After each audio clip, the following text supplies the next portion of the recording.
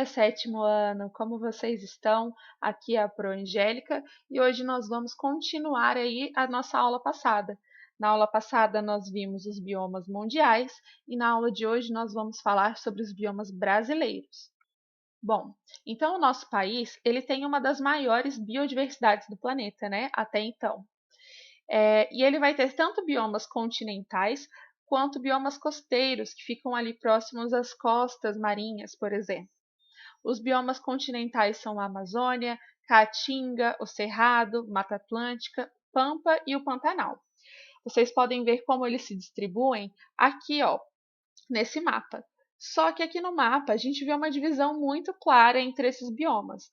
Mas lógico que se a gente estiver passando por um local desse aqui, né, de transição, a gente não vê essa diferença tão nítida entre o final da Amazônia, por exemplo, e o começo do Cerrado.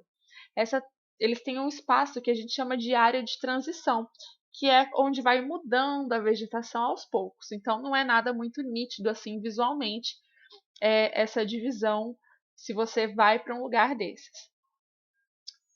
Nós temos também os biomas costeiros, como manguezais, dunas, costões rochosos, ilhas, restingas, recifes de corais, baías, praias e falésias. Hoje nós vamos estudar os biomas continentais. Vocês vão ver aí, até na apostila, quando vocês forem acompanhando, que os nossos biomas continentais eles estão todos ameaçados, tanto a fauna quanto a flora, por conta principalmente da agricultura e da agropecuária, tá? Então vocês vão reparar aí na apostila no finalzinho de cada bioma, fala isso. Ó, nós vamos começar então pela Amazônia, né, que é a mais falada, mais conhecida. É o maior bioma brasileiro e apresenta muitos rios, e, consequentemente, grande quantidade de chuvas e alta umidade do ar. Porque, como vocês devem se lembrar, já falei isso em 2 aulas aí, quanto mais água a gente tem no local e uma boa incidência de luz solar, que é o caso aqui da Amazônia, mais água evapora. Então, o ciclo hidrológico acontece muito mais rápido, certo? Então, muita água evapora, chove bastante, essa água retorna. Então, são coisas ligadas. Muitos rios, grande quantidade de chuvas, alta umidade do ar. A temperatura ela é estável aí durante o ano, entre 25 e 28 graus Celsius, e ao contrário do que muita gente pensa, o solo é pobre em matéria orgânica. Porque apesar da gente ter muita planta e muitos animais que morrem, né, e sofrem o processo de decomposição, a decomposição acontece muito rápido na Amazônia e as plantas acabam aproveitando essa matéria orgânica, absorvendo muito mais rápido também. Então o solo não fica tão rico assim em matéria orgânica. A flora é super rica, nós temos árvores formando estratos, como vocês viram na aula passada, que são aqueles níveis, né, dentro da floresta, de plantas mais altas e plantas mais baixas. Temos plantas epífitas, né, que vocês viram também lá nas relações ecológicas, que elas ficam sob as árvores para conseguir mais luz solar, porém nós não temos muitas plantas rasteiras na Amazônia, porque a luz solar não chega muito bem ao solo, né? Então as plantas rasteiras não teriam como fazer aí a fotossíntese. E a fauna super diversificada, com muitas aves, anfíbios, serpentes e mamíferos. Aqui eu coloquei uns exemplos para vocês do que a gente encontra na Amazônia. O açaí, né, que a gente ama, o guaraná, castanha do Pará, cupuaçu, essa frutinha aqui que chama cajá, a onça pintada, o gavião real, que ele é conhecido pelos indígenas aí considerado como a mãe de todas as aves, a sucuri, que é um dos exemplos de serpente que nós temos nesse lugar. Essa perereca ela foi catalogada há pouco tempo, né? A gente não conhecia ela ainda, que é a perereca onça, e o macaco prego. Como eu falei para vocês, tem muito mais coisa que isso, são só uns exemplos, mas como eu falei antes, essa fauna e essa flora, ela é constantemente ameaçada para retirada de madeira, para tráfico de animais, por queimadas, desmatamento. A gente viu, né, no ano passado aconteceu bastante na Amazônia, então muitos desses animais e dessas plantas encontram-se ameaçados de extinção. Bom, o segundo bioma que eu coloquei para vocês aqui é o Cerrado, que ele é o segundo maior bioma brasileiro. O clima dele é tropical e quente, com duas estações bem definidas. Então, a gente tem um inverno bem seco e um verão mais chuvoso. O solo no cerrado ele é arenoso, pouco fértil e com baixa capacidade de reter água. A flora aqui vai ser uma vegetação mais rasteira, né, mais gramíneas, com árvores pequenas. Essas árvores vão apresentar casca grossa e galhos retorcidos, né, que são típicos de regiões mais quentes mesmo, que chove menos, além daquelas raízes mais profundas para buscar água mais no solo mais profundo. No cerrado, é muito comum ocorrerem queimadas naturais no inverno, e essas queimadas elas são muito importantes, justamente porque elas auxiliam aí algumas sementes a germinarem, e muitas espécies elas acabam só brotando, na verdade, depois da queimada. Então, as queimadas acabam aí beneficiando, né, auxiliando a reprodução dessas plantas. E essa casca grossa que eu falei para vocês e os galhos retorcidos, eles acabam protegendo as plantas do fogo, né, dessas queimadas naturais. Nós temos também uma fauna rica, com insetos, invertebrados, répteis e mamíferos, e a maioria deles vai apresentar hábitos noturnos, né? Que também é típico de regiões mais quentes e secas.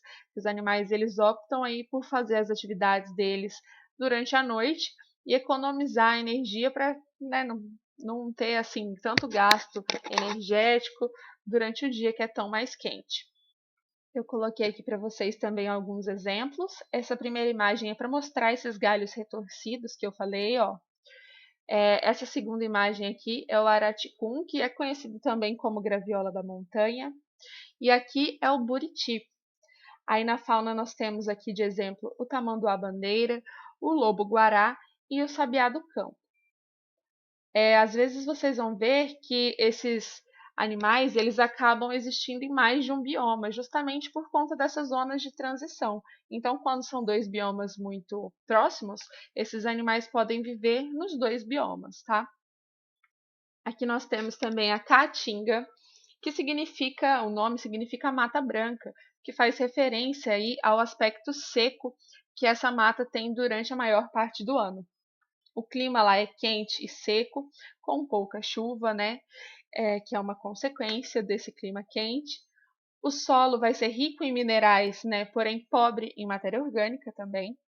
A flora, né? A vegetação vai ser mais arbustiva, as plantas mais adaptadas para ambiente seco, como vocês já estudaram, então cactos, né? Plantas que tenham raízes mais profundas. E a fauna vão conter espécies adaptadas também às condições desse ambiente. Por exemplo, os hábitos noturnos que nós comentamos. A maior ameaça aqui para esse bioma é o desmatamento justamente para a agropecuária. Então, também é um bioma ameaçado, como todos os outros biomas brasileiros. Só que nesse caso, o interesse é para a agropecuária porque o solo é pobre em matéria orgânica, né? Então não seria interessante para a agricultura.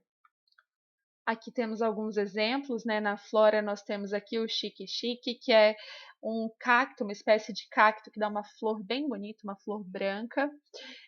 Aqui o capim dourado e o juazeiro. E aqui na fauna nós temos o carcará, o calango e a arara azul. Depois nós temos a Mata Atlântica, que é uma mata, um bioma que já sofreu muito desmatamento, né? Ele originalmente cobria a costa brasileira do Rio Grande do Norte até o Rio Grande do Sul. Porém, com a chegada dos portugueses, foi a primeira área a ser colonizada justamente para a construção das cidades. Então, ó, aqui o verde representa como era a cobertura original da Mata Atlântica. E aqui é a cobertura atual, ó, é bem difícil de ver, né? Alguns estudos apontam que existe apenas 7% da mata original atualmente. No entanto, apesar de termos apenas 7%, ainda é um bioma que abriga uma das maiores biodiversidades do planeta. O clima vai ser quente e úmido, com alta incidência de chuvas. O solo é pouco profundo, porém bastante úmido. A flora vai apresentar plantas com folhas largas, árvores que podem atingir 30 metros, e essas árvores elas também formam os estratos na floresta, e raízes tabulares, que eu vou mostrar para vocês no próximo slide, que são justamente umas raízes para fixarem melhor essas plantas aí, porque o solo nesse local é raso, né, pouco profundo. A fauna é muito rica, com muitos répteis, anfíbios, aves e muitos mamíferos também. Essa primeira imagem mostra o que são essas raízes tabulares, ó, como elas ficam assim mais externas, né? E as árvores podem chegar assim, as árvores maiores, essas raízes podem ser muito grandes assim para o lado de fora da terra. Aqui eu coloquei alguns exemplos, que são o ipê, o pau-brasil, que foi muito explorado desde a chegada dos portugueses, né? E aqui é uma palmeira, que também é muito explorada para a extração de palmito. E aqui na fauna, eu coloquei uma araponga, um mico-leão dourado, né, que é típico aqui do bioma, a jaguatirica e a caninana. Esse bioma, como todos os outros, é muito atingido, né, pela exploração, como vocês viram lá desde o início do processo de colonização, e muitos desses animais estão em processo de extinção, e das plantas também, né? O outro bioma brasileiro que nós temos é o Pantanal, que ele se localiza na região oeste do Mato Grosso e do Mato Grosso do Sul, e são regiões constantemente inundadas pelas águas dos rios. O solo é pouco permeável, o que acaba aí contribuindo, né, para essas inundações, e elas acontecem geralmente entre outubro e abril. A flora nessa região vão predominar as gramíneas com árvores e arbustos isolados nas regiões que são, né, alagadas periodicamente. E a fauna vão ter muitas aves, mamíferos, répteis, além de diversas espécies de peixes e anfíbios, que eles são favorecidos aí por essas áreas extensas inundadas. O Pantanal ele abriga uma das mais ricas biodiversidades das áreas úmidas do mundo, mas ele também vem sendo aí constantemente ameaçado pela agropecuária e pela agricultura. Aqui, como os exemplos, eu coloquei a aroeira. Ele é considerado uma planta medicinal, inclusive, para doenças como infecção urinária, uma bromélia e uma água-pé. E aqui, como exemplo da fauna, né, as capivaras, o jacaré do Pantanal e a garça. E aqui, por último, nós temos o Pampa, que ocupa parte ali do Rio Grande do Sul. A sua paisagem vai ser constituída, em sua maioria, de extensas planícies, como vocês podem observar. Então, ele acaba sendo uma área procurada, né, muito procurada para a agropecuária, principalmente. O solo geralmente fértil, então ele também é utilizado, né, para agricultura. O clima chuvoso, com temperaturas baixas no inverno. A flora, a vegetação geralmente mais rasteira, formada por gramíneas e arbustos. E a fauna vão conter inúmeras espécies de insetos, de aves, além de mamíferos, répteis e anfíbios, porém constantemente ameaçados devido a essa procura aí da região para a agricultura e para a pecuária. Aqui eu coloquei imagens mais para vocês verem como é essa região de planície, a vegetação rasteira. E na fauna eu coloquei aqui o graxaim, o quero-quero e o João de Barro. Bom, esses foram os nossos biomas brasileiros. E agora vocês vão fazer as atividades e eu espero que vocês tenham entendido e consigam realizar todas, tá? Qualquer dúvida, estou aqui. Um beijo e até a próxima aula.